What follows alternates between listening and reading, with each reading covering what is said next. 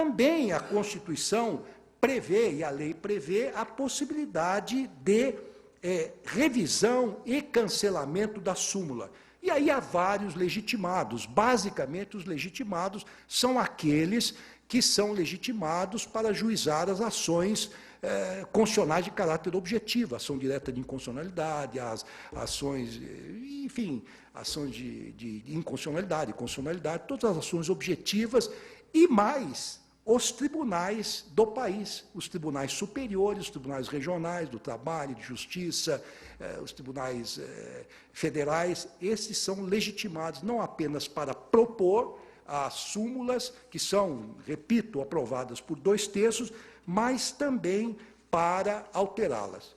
Um dado muito interessante, já me aproximo do fim, eu tenho preocupação de não avançar sobre o tempo do nosso eminente professor Luiz Roberto Barroso, com o qual certamente muito aprenderemos e terá uma visão mais crítica sobre estas questões.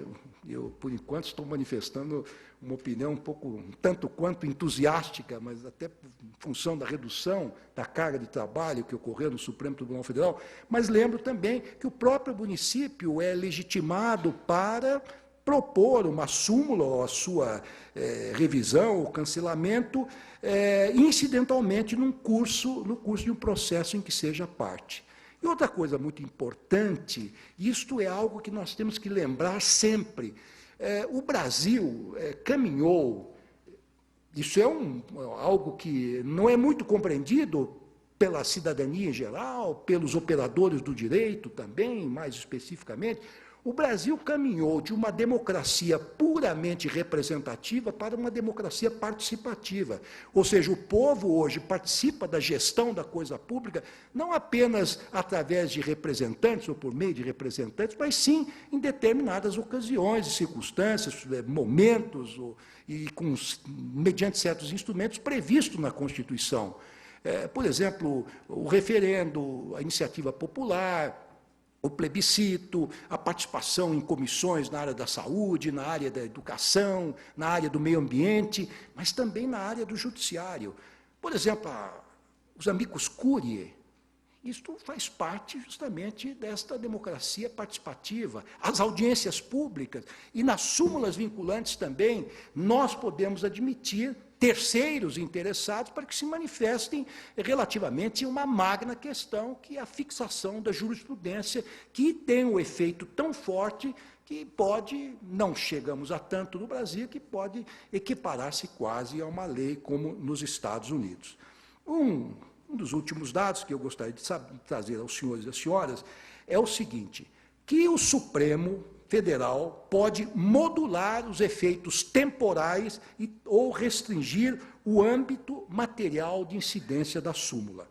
Ele pode, o Supremo, não apenas dar às súmulas um efeito ex nunc, ou seja, daqui para frente, ou pro futuro, como também pode delimitar o alcance subjetivo do enunciado de maneira a torná-lo de observância obrigatória apenas a um determinado universo de jurisdicionados, tendo em vista razões de segurança jurídica ou de excepcional interesse público, assim como ele faz nas ações diretas de inconstitucionalidade, com fundamento no artigo 4º da Lei 11.417. Eu quero dizer, finalmente, agora, já para terminar, retornando um pouco ao que disse no início da minha modestíssima oração, que os institutos da repercussão geral e da súmula vinculante não são compartimentos estanques, porque eles, com muita frequência, se comunicam entre si. E digo isso porque o Supremo Tribunal Federal publicou, sem contar as 3 súmulas que aprovamos agora na quarta-feira, publicou 21 súmulas vinculantes, 12 das quais foram editadas a partir dos recursos extraordinários com repercussão geral reconhecida. 8 deles foram com base em reiteradas decisões no controle difuso e uma apenas com fundamento nos precedentes firmados em ações diretas de inconstitucionalidade. Eu me dispenso de fazer maiores considerações sobre as diferentes súmulas, porque tenho certeza que o professor Barroso o fará, mas um último ponto polêmico que me permito trazer à colação, que é o seguinte: Para garantir a observância da súmula vinculante, é possível o manejo da reclamação constitucional que se insere no âmbito da competência originária da Suprema Corte e que serve na dicção constitucional, mais especificamente do artigo 102.1-L, para preservação da competência do Supremo Tribunal Federal e a garantia da autoridade de suas decisões. E a reclamação pode ser ajuizada por qualquer interessado ou pelo Ministério Público. Então, assim, o ato administrativo ou decisão judicial que contrariar a súmula vinculante ou a aplicar indevidamente, contra este ato, essa decisão, cabe uma reclamação diretamente ao Supremo Tribunal Federal, que, se julgar a reclamação procedente, anulará o ato administrativo ou judicial, determinando que outro seja proferido em seu lugar, nos termos do artigo 103A, parágrafo 3º da Constituição Federal. Se a reclamação se basear, e como em geral se baseia quando se trata de súmulas vinculantes na jurisprudência pacificada do Supremo Tribunal Federal, o relator, monocraticamente, de próprio punho, poderá já decidir a reclamação. Caso contrário, deverá levá-la à turma ou plenário, conforme o caso. Claro que há críticas com relação a isto, muitos já anteviram, muitos intelectuais e muitos juristas, operadores já anteviram que o congestionamento que não se queria ter relativamente aos recursos especiais vai se ter agora com as reclamações. E, de fato, interessantemente, eu trago números para as senhoras e os senhores.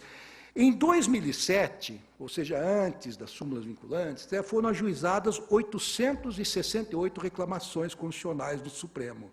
Mas, em 2008, o número praticamente dobrou, para 1.625. E, neste ano, 2008, nós julgamos 2.346 reclamações, ou seja, as anteriores e as que entraram neste ano, 2008. E agora, neste ano, só até este momento, já ingressaram 1.837 reclamações. É um número extraordinário, realmente, é um número extraordinário. Mas, claro, nós estamos entendendo que este é um ônus do novo modelo de controle de constitucionalidade que foi introduzido pela Emenda Constitucional 45 e que resultou, como eu acabei de dizer, em seu conjunto, com uma redução de 43,7% dos processos distribuídos na Suprema Corte. Eu acho que a reclamação, mais e mais, vai se tornar um instrumento pedagógico para fazer com que as decisões do Supremo Tribunal sejam efetivamente respeitadas. Uma espécie de uma espada de Damocles e ninguém vai querer, penso eu, afrontar a súmula ou afrontar a jurisprudência pacificada sob pena de ter o seu ato, a sua decisão anulada. Em conclusão, eu diria o seguinte: embora a súmula vinculante e também a repercussão geral venham recebendo críticas, e muitas delas pertinentes por parte da doutrina, por parte de profissionais do direito, eu penso que os resultados têm sido efetivamente positivos. É claro que esses institutos podem e devem ser aperfeiçoados, mas eu não tenho dúvidas, minhas senhoras e meus senhores, que eles aumentarão sobremaneira a segurança jurídica, a isonomia entre as partes, a celeridade da prestação jurisdicional, contribuindo para o aperfeiçoamento do judiciário brasileiro, que é aquilo que todos nós desejamos. Muito obrigado.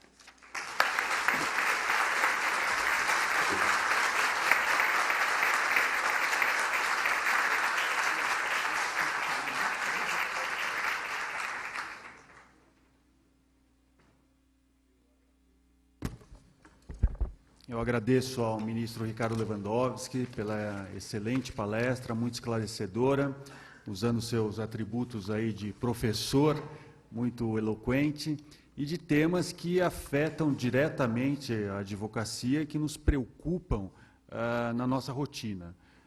Essas questões da valorização dos precedentes, hoje em dia é um fato que todos nós enfrentamos.